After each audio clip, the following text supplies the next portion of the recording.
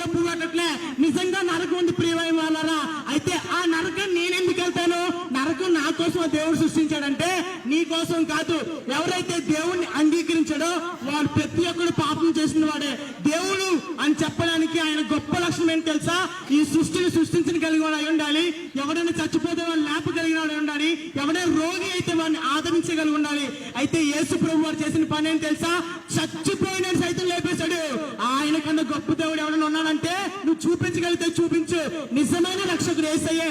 అయితే నాకు ఆయనతో పని ఏంటి అని అడిగితే, నువ్వు ఎప్పుడు చచ్చిపోతుంది నీకు తెలియదు కదా, చావు తర్వాత నరకానికి వెళ్ళకూడదు. అదే ఈ ముఖ్య లక్షణం. యేసు ప్రభు తన రక్తాన్ని కార్చి నీ స్థానంలో చనిపోయాడు. అయితే నేను కూడా చచ్చిపోతాను కదంటే, నీ బ్రతుకు ఇందాక చెప్పే కదా ఉదాహరణ, నువ్వు చచ్చిపోయేది బాధతో కాదు, కేవలం నీ యొక్క శరీరం నుంచి ఒక ఆత్మ బయటకు వస్తుంది. ఆ ఆత్మ దేవాల దేవుడు ఎదురుగా నించొని నువ్వు పాపం చేస్తే ఆ ఘోర నరకానికి వెళ్తావు. నీకు నరకం ఇష్టమా? ఆ దేవుడితో రాజ్యం ఇష్టమా? దేవుడితో బతకాలంటే నువ్వు పరిశుద్ధులై ఉండాలి. అయితే ప్రతి మనిషి పాపే. ఎందుకంటే మన కంట చూపుతో పాప చేస్తాం, మనం ఇంకోటికి నష్టం చేద్దాం అనుకుంటాం, ఇంకోటి చూసి సరిగా ఉండలో ఈర్ష, కోపాలు, కక్షలు, తార్పణ్యాలు, భేదాలు, ఎన్నో రకరకాల తప్పులతో మనం పాపంలో మునిగిపోతాం. అయితే ఈ పాపం నుంచి విడిపించడానికి యేసయ్య 2000 సంవత్సరాల క్రితం వచ్చాడు. అబ్బా 2000 సంవత్సరాల క్రితం వచ్చి నాకేం చెప్తున్నావు అంటే, ఆయన ఇప్పటికీ బతికే ఉన్నాడు. నీ ఇంట్లో కూర్చొని యేసయ్య నువ్వు దేవుడు అయితే నాతో మాట్లాడంటే ఆయన మాట్లాడే దేవుడు, నువ్వు దేవుడు అయితే నన్ను చూడంటే ఆయన చూసే దేవుడు. ఆయన గుడ్డోడు కాదు, ఆయన కదిలే దేవుడు. అయ్యి దేవుడా నువ్వు నా తను తాకంటే నీ దగ్గరకు వచ్చి నువ్వు మొడతాడు యేసయ్య. ఆయన బ్రతుకున్న దేవుడు, నేను బ్రతుకున్న సజీవమైన దేవుడు గురించి చెప్తా ఉన్నాను. యేసు నిజమైన దేవుడు అయితే నాకెందుకు ఈ స్థితిని నువ్వు బాధపడుతున్నావా? నీ స్థితిని యేసయ్య నీకు ఇష్టంగా మార్చుతాడు.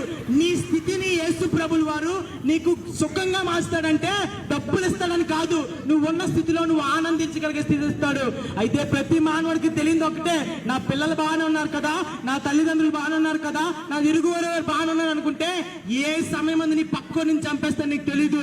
ఏ సమయం అందు నీ పిల్లలు పాడైపోతారు నీకు తెలీదు. వాళ్ళు ఎక్కడెక్కడికి వెళ్తారు నీకు తెలుసా? ఏమేమి చూస్తా నీకు తెలుసా? అయితే యేసయ్య ఏమన్నా తెలుసా?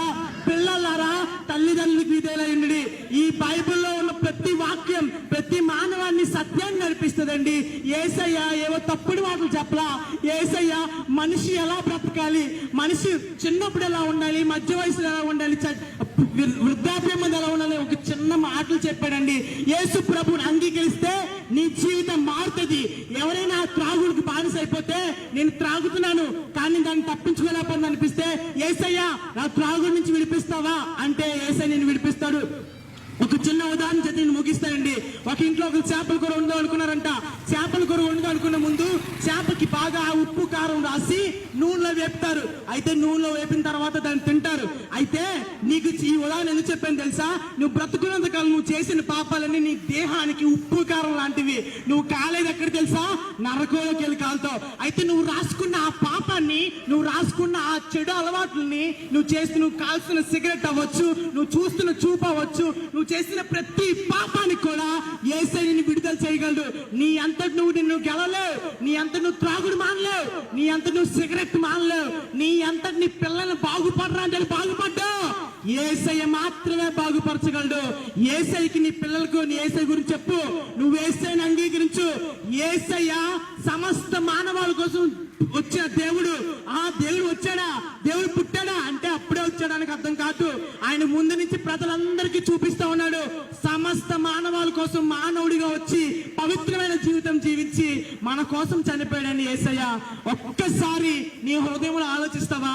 నేను ఎన్ని తప్పులు చేశాను, నేను ఎన్ని పాపాలు చేశాను, ఎంతమంది ద్వేషించాను. ఒక చిన్న మాట చెప్తే చాలా భయం వేస్తుంది. యేసయ్య ఏమని తెలుసా? తన పరాయి స్త్రీని ఎవడైనా మోహపు చూపుతో చూస్తే హృదయం ముందు వ్యభిచారం చేస్తున్నాడంట. నువ్వు ఎంతమంది అమ్మాయిలు చూసి చెత్తగా ఆలోచించుకో. ఎన్నిసార్లు నువ్వు వ్యభిచారం చేసావు ఆలోచించుకో. నీ వ్యభిచారమైన నన్ను యేసయ్య నన్ను అంగీకరిస్తాడు. నువ్వు దొంగోడైన యేసయ్య నిన్ను మార్చుతాడు. నువ్వు పాపివైన యేసయ్య నిన్ను క్షమిస్తాడు. యేసయ్యను ఒక్కసారి అంగీకరిస్తావా? చిన్న ప్రార్థన చేస్తా, కళ్ళు మూసుకుంటారా ఉన్న ప్లేసుల్లో, లేకపోతే ఒక్కసారి హృదయంలో యేసయ్యను తలుచుకోండి. యేసయ్య నువ్వు దేవుడు అంట, నా స్థితి నీకు తెలుసు, నా బాధలు నీకు తెలుసు, నాకు మంచి జీవితం ఇస్తావా? మనందరూ అనుకుని ఒకటే తెలుసా? ఇప్పుడు దాకా నా బ్రతుకంతా చండాలం అయిపోయింది, ఎవడైనా నా జీవితాన్ని కొత్తగా మార్చితే బాగుందని. అయితే బైబిల్లో ఉన్న మాట తెలుసా? ఎవడైనా వాడు నూతన సృష్టి, సమస్తము గతించిపోయాను, కొత్త ఉంది బైబిల్లో. యేసయ్య నీ బ్రతుకుని కొత్తగా చేస్తాడు. యేసయ్య నీ బ్రతుకుని అమూల్యంగా మార్చుతాడు. ఈ ప్రార్థన నాతో చేస్తారా? కళ్ళు మూసుకుందామా. యేసయ్య ఈ మాటలు విని అనేక మంది ఉన్నారు ప్రభా.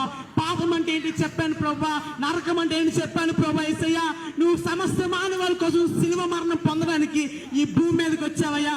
నీ పవిత్ర రక్తం కాచావయ్యా. మేము చేసే ప్రతి పాపాన్ని నీ దేహం మీద వేసుకొని ప్రభా, ఒక గొర్రె పిల్లలకు చనిపోయావు ప్రభా, ఒక వధువుగా చనిపోయావు ప్రభా. యేసయ్య నువ్వు మా కోసం చనిపోయి ప్రభా, మమ్మల్ని బ్రతికించడానికి ఆ శిలువ మీద చనిపోయావు ప్రభా. ఈ రోజు యేసయ్య నేను చేసిన అనేక పాపాలు ఉన్నాయి ప్రభా. కళ్ళతో పాపాలు చేశాను ప్రభా, ఎంతో మంది చెడు చూపులు చూశాను ప్రభా, ఎంతో మందిని ద్వేషించానయ్యా, ఎంతో మంది తిట్టాను ప్రభా, ఎంతో మందితో అసభ్యంగా ప్రవర్తించానయ్యా. యేసు ప్రభా నాకున్న అలవాట్లు ఎవరికి ఉండవు ప్రభా. నేను చేసినట్టు ఎవరు తప్పు చేయడు ప్రభా. యేసయ్య నన్ను క్షమిస్తావా? యేసయ్య నన్ను నీ కుమారుడిగా అంగీకరిస్తావా ప్రభా? యేసయ్య ఇక్కడ ఎంతమంది ఈ మాట విన్నాను నాకు తెలియదు ప్రభా. ఈ మాటలు వింటూ ప్రభా వాళ్ళ హృదయాలను ఆలోచిస్తున్నట్టయితే వాళ్ళ బ్రతుకుని మార్చి ప్రభా. చెడిపోయిన అమ్మాయిలు ఉంటే వాళ్ళు ప్రార్థన చేస్తుంటే వాళ్ళకి మంచి ఆరోగ్యం దయచే ప్రభా. ఎవరైనా అబ్బాయిలు ప్రభా యేసయ్య తప్పుడు పనులకి అలవాట్లు పడిపోయి ఉంటే వాళ్ళకి విడుదల దయచే ప్రభా. ఎవరైనా ముసలి వాళ్ళు ప్రభా త్రాగుడికి సిగరెట్కి అలవాటు పడిపోయి ఉంటే వాళ్ళకి విడుదల దయచేసి వాళ్ళు మార్చడం ప్రార్థన చేస్తాను ప్రభా. దౌర్జన్యంగా డబ్బులు సంపాదిస్తున్న వారిని కూడా ప్రభా, అన్యాయపు సిరిని ఆకట్టుకుంటున్న వారికి కూడా ప్రభా విడుదల దయచేయమని ప్రార్థిస్తున్నాను ప్రభా. నీవు రక్షకుడు అని పాపాన్ని రక్షించి మరణం తర్వాత నరకంలో కాకుండా నిత్య జీవం స్వర్గానికి తీసుకెళ్తామని ప్రభా.